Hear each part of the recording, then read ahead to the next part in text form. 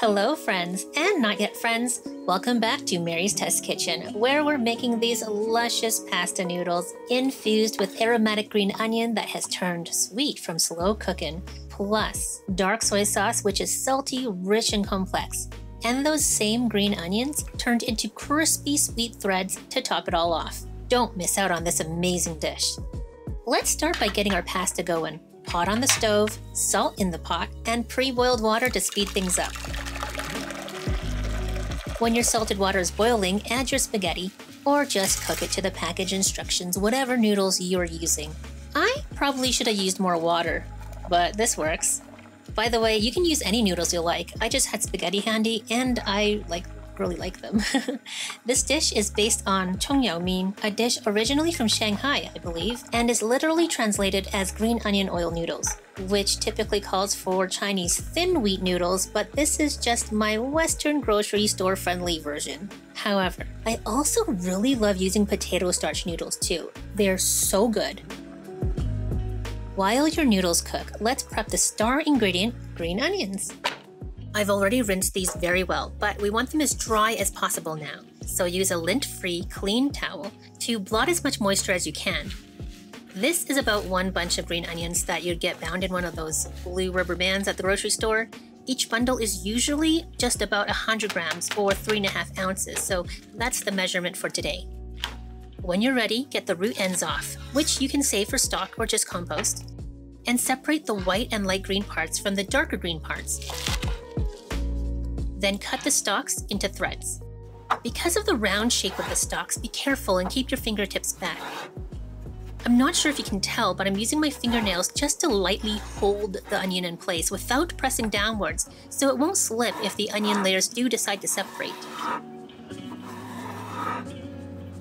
The point here is to 1. Make pretty threads that will provide crispy contrast to our noodles at the end, but also to expose the layers of onions so they will crisp up all the way through as we cook them.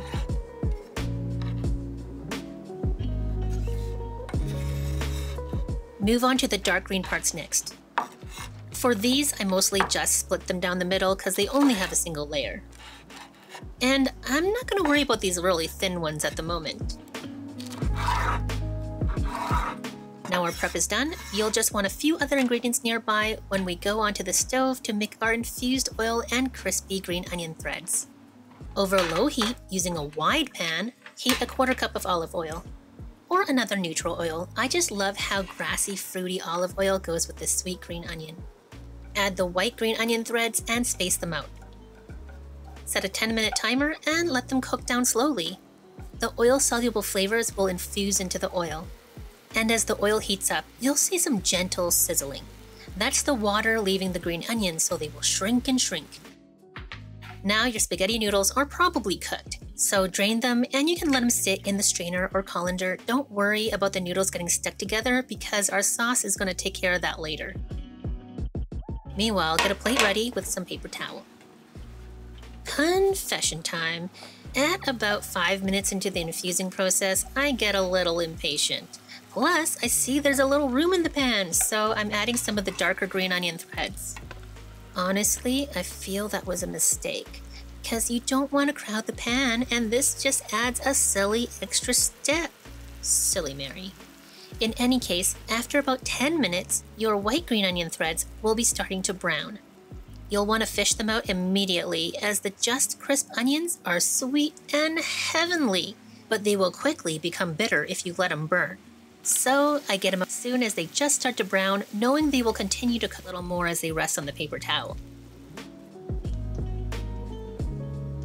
With that batch down, cook the rest of the green onion threads, still staying on low heat.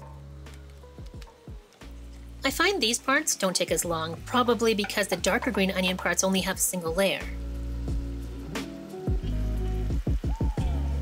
Remember the thinner stalks that I didn't cut? Now I can just split them with my chopsticks.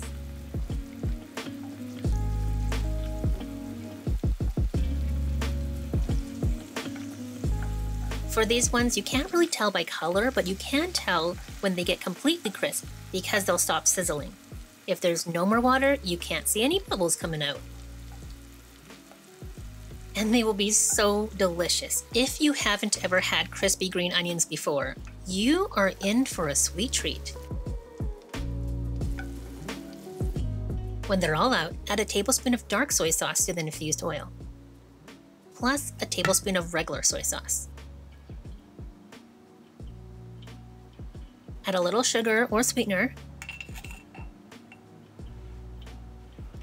and now you can turn the heat up to medium so it just comes to a simmer. After about a minute, you can add your spaghetti to warm it up and get coated in that lovely dark soy sauce and infused green onion oil. All these very simple ingredients come together to make a really beautiful flavor. I'll add about half the crispy onion threads and mix them in before plating up. This giant plate makes it look like I'm only giving myself a small serving. Well, I suppose it is kind of small. This recipe can either make 4 servings if you're having another side or a protein dish, or 2 servings if you're just eating this on its own. Add more green onion threads on top, and there you have it. Personally, I like to add a tiny pinch of white pepper. And totally optional and not at all required, but since I had some, I had to have some Chinese chili crisp. This, my friends, is some good comfort food. The combination of savory, hearty spaghetti contrasting with crispy and oh so surprisingly sweet green onion threads is amazing and, well, very satisfying. I really hope you give this a try if you haven't before. And if you have, well, this is your reminder to have it again. And of course, take pictures and tag me on Instagram and let me know how it went for you. By the way, I know I have many friends watching that just don't want to use as much oil, and if that's you, you can simply take out some of the oil before adding the soy sauces and sweetener, and reserve that oil for cooking other savory dishes as you like. It'll still be very tasty. But now that I think of it, I do have some ideas for an oil-free version of this dish. Should I give it a try? Let me know if you're interested in that. In any case, thank you so much for watching. I really hope you enjoyed the video. Please give it a thumbs up if you did. It really helps me so much, not only for the algorithm, but like for my self-esteem. Subscribe if you want to see more plant-based comfort food / fun food goodness. And I'll see you next time. Bye for now.